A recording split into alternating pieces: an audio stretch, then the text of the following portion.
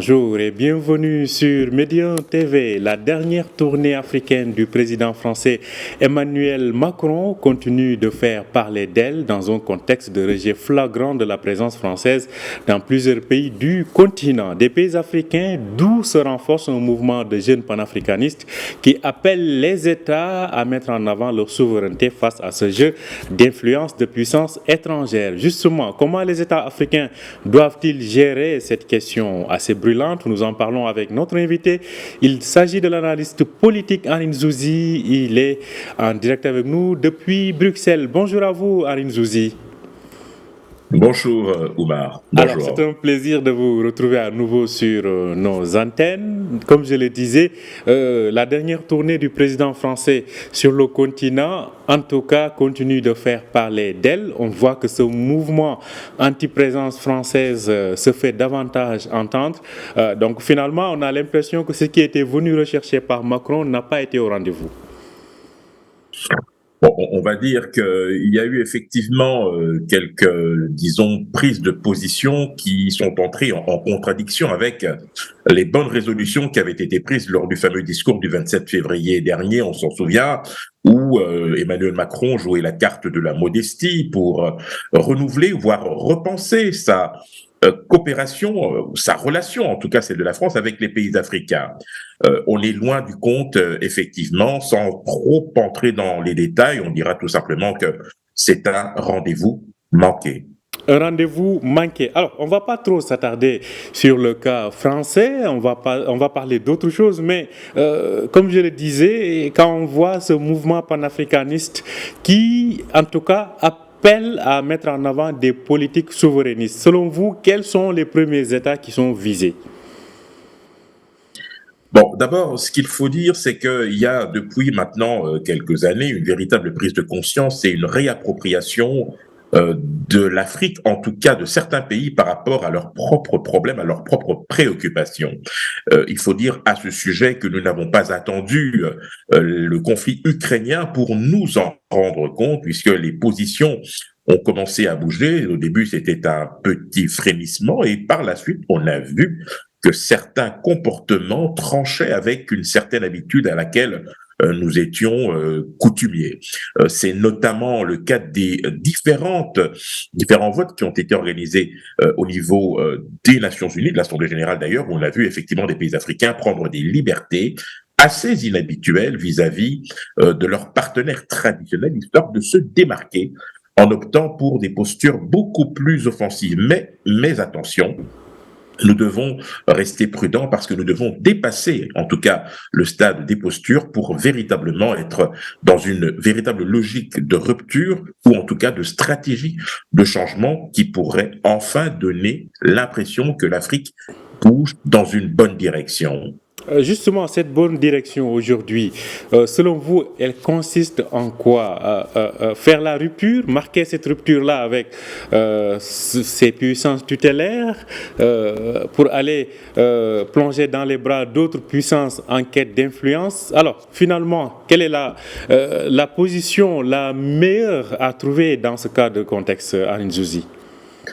Alors, je vais vous dire très franchement, avant de vous répondre, il faut quand même rappeler quelques fondamentaux. L'Afrique est véritablement au cœur de quatre enjeux majeurs. Le premier est d'ordre démographique, vous le savez.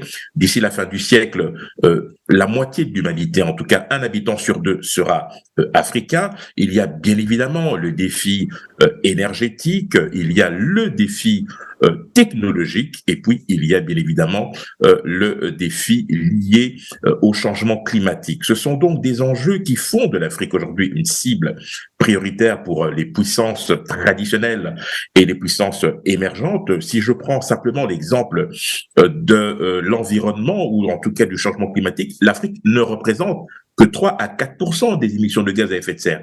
Et donc, les Africains qui ne sont pas pollueurs sont paradoxalement les plus frappés. Et c'est donc vers le continent africain que les gros pays pollueurs essayent de trouver des marges de manœuvre. Sur le plan technologique, vous le savez, avec une population extrêmement jeune et férue de nouvelles technologies, vous vous doutez bien que les matériaux, pour ne pas dire les minerais stratégiques, seront au cœur de beaucoup d'enjeux et de convoitises.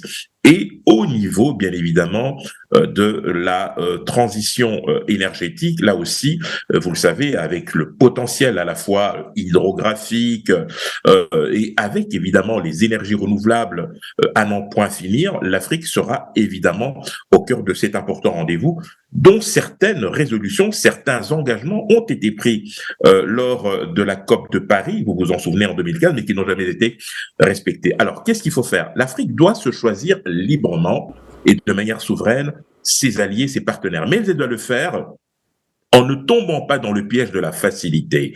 On l'a vu lorsque la France s'est retrouvée en difficulté en Afrique de l'Ouest, par exemple.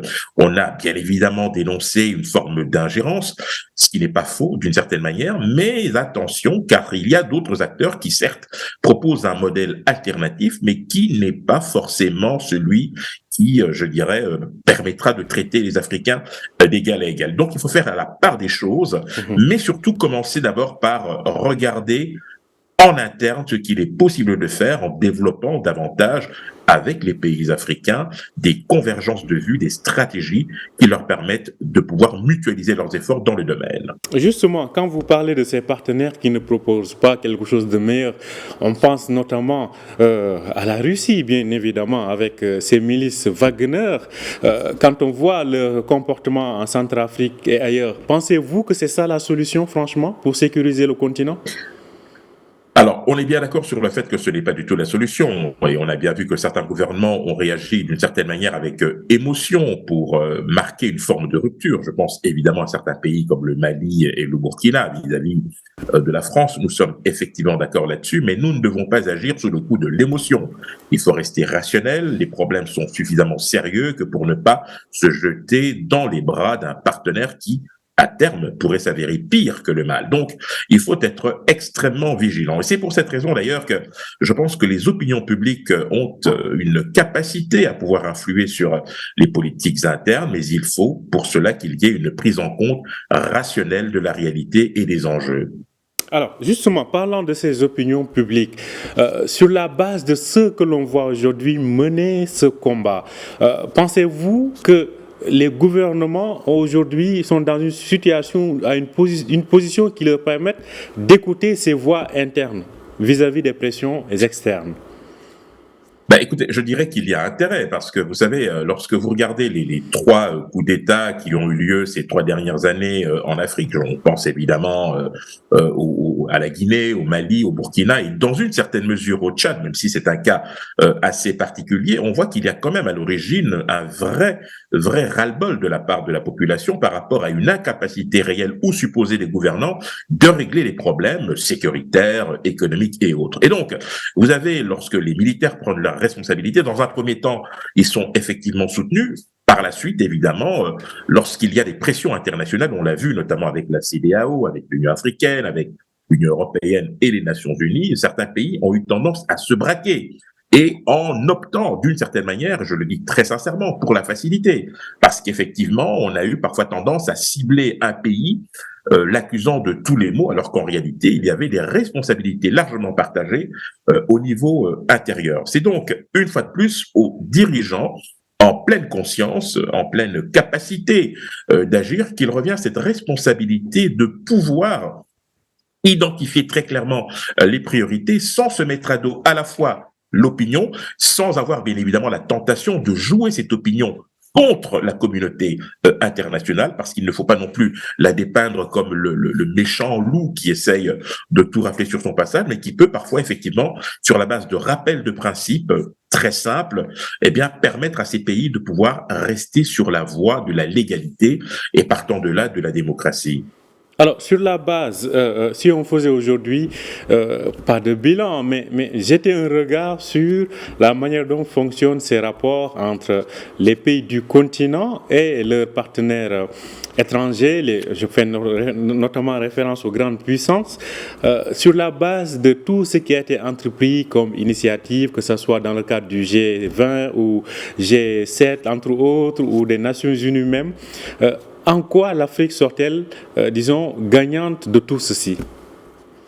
Alors, il y a plusieurs processus qui sont en cours et qui vont dans le sens d'une meilleure intégration de l'Afrique dans, j'allais dire, les cercles décisionnels. Il y a bien évidemment cette fameuse réforme que nous attendons depuis très longtemps et qui permettra à l'Afrique d'obtenir un ou deux, nous verrons, sièges permanents au Conseil de sécurité. Et puis il y a eu l'initiative qui a été portée par le président en exercice de l'Union africaine sortant, Macky Sall, par sa participation au G20 pour faire en sorte que l'Afrique puisse précisément siéger au niveau du G20. Lorsque vous agglomérez tous les produits intérieurs bruts des pays africains, vous obtenez la 8e puissance économique. Donc, c'est dire que l'Afrique a véritablement toute sa place autour de la table. Mais pour que cela puisse se concrétiser, il faut qu'il y ait en Afrique davantage de concertation, de convergence de vues entre les différents acteurs, parce qu'il faut dire les choses telles qu'elles sont. Certains acteurs jouent en solo, d'autres préfèrent continuer de traiter avec leur ancienne puissance coloniale ou tutélaire, ce qui parfois pose véritablement problème et casse une dynamique à laquelle aspirent la plupart des peuples africains et donc l'opinion publique africaine dans sa grande majorité. Alors, on connaît tous quels sont aujourd'hui les besoins en termes de développement, les urgences sur lesquelles il faudrait s'appuyer. Voyez-vous que dans ces rapports, est-ce que ces secteurs-là sont suffisamment appuyés ou plutôt c'est, l'exploitation de ces ressources financières, je fais référence bien évidemment aux différentes aides ou autres financements, où se trouve le problème? Est-ce que c'est un problème de ciblage, de priorité ou plutôt de l'exploitation qui est faite de ce qui est fourni au continent en termes d'aide? Oui, alors, comme je l'ai évoqué tout à l'heure, l'Afrique reste bien évidemment la priorité pour les puissances traditionnelles et bien sûr les puissances émergentes qui, elles, ont à cœur de proposer un modèle alternatif. Si la France est en recul sérieux depuis une vingtaine d'années, ce n'est pas une surprise, c'est parce qu'effectivement, vous avez des pays qui se sont montrés réceptifs aux propositions de pays, d'acteurs comme la Chine, l'Inde, la Turquie, qui viennent souvent sans conditionnalité avec des contrats sur le papier win-win, mais qui s'abstiennent de toute ingérence dans les affaires intérieures. Donc c'est quelque chose à laquelle tiennent les Africains, même si de temps en temps il n'est pas mauvais de rappeler certains principes. La deuxième chose qu'il faut noter, bien évidemment, c'est que cette volonté de rupture, en tout cas, est une manière de pouvoir s'émanciper et, j'allais dire, exprimer une véritable volonté d'autodétermination sur les problèmes de ce monde, les problèmes les plus importants. Quand vous preniez la crise ukrainienne, par exemple, on a vu qu'elle impactait l'Europe et l'Occident sur le plan énergétique, mais qu'elle a impacté aussi sur l'Afrique au niveau alimentaire. Et donc, il faut à ce niveau-là trouver un moyen qui permette à la fois aux Africains non plus de dépendre éternellement, j'allais dire, de ce type de situation, mais de pouvoir effectivement créer les conditions d'un développement qui puisse à la fois intégrer toutes les parties, mais surtout les permettre de se faire respecter dans les enceintes internationales pour rompre avec cette éternelle image d'assistance qui colle au continent africain. Alors, vous avez évoqué tout à l'heure les cas du G20 et du Conseil de sécurité de l'ONU. Pensez-vous réellement qu'il y a une volonté sincère de faire place aux pays africains ou à l'Afrique dans ces instances-là? Même si cette volonté n'est pas sincère, même si elle est affichée de manière tout à fait opportune et, j'allais dire, conjoncturelle, c'est une échéance inéluctable. Il faut savoir qu'aujourd'hui, ce qui manque véritablement à l'Afrique, c'est cette véritable ambition de pouvoir, d'une certaine manière, monétiser le potentiel qui est le sien. Effectivement, lorsque vous êtes trop dépendant pour les industries de transformation, lorsque vous n'êtes pas capable de pouvoir mener à bien le processus d'industrialisation qui permet de transformer de manière structurelle l'économie, vous restez à la merci de multinationales qui, elles, viennent exploiter vos richesses, les transformer et les commercialiser. Cela doit impérativement changer et c'est pour cette raison que les Africains auraient intérêt à créer ce que l'on appelle des échelles des chaînes de valeur, pardon, un peu à l'image de ce qu'ont fait la République démocratique du Congo et la Zambie, notamment pour ce qui est du cobalt et du lithium, à un moment précisément où vous avez des ressources qui se font de plus en plus demandées en Europe et vers lesquelles de nouveaux débouchés sont indispensables. Donc, il faut que l'Afrique cesse de se laisser dicter son attitude et son comportement. Vous évoquiez la France tout à l'heure.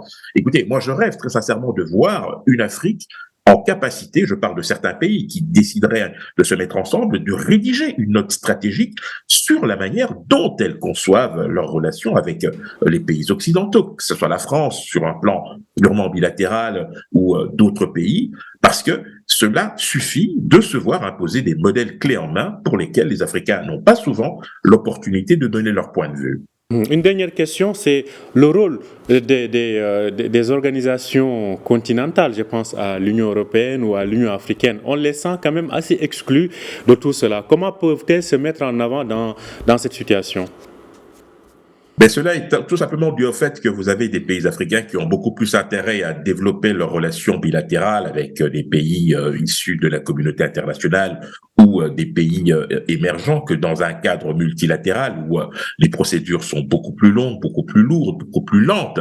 Il faut effectivement qu'à ce niveau-là, il y ait encore un changement, j'allais dire, de paradigme, et que les acteurs les plus en pointe sur le continent, ceux qui aujourd'hui véritablement permettent à l'Afrique d'avoir la tête hors de l'eau. Je pense évidemment à l'Afrique du Sud, je pense au Nigeria, je pense à l'Égypte, à l'Algérie ou au Maroc et à la RDC, compte tenu de son potentiel exceptionnel. Eh bien, ces pays-là doivent être en capacité d'abord de créer ce qu'on appelle des coopérations renforcées, ce qui donnera du poids et du crédit à l'Afrique sur l'échiquier mondial. Merci à vous, Henri Nzouzi. Je rappelle que vous êtes analyste politique spécialiste de l'Afrique. Vous nous parliez depuis Bruxelles. Merci à vous d'avoir accepté notre invitation. Merci à vous, merci infiniment. Merci à vous aussi de nous avoir suivis. Je rappelle que vous pouvez retrouver cet entretien sur notre site www.medianews.com. Bonne journée, bonne suite de programme sur Médian TV.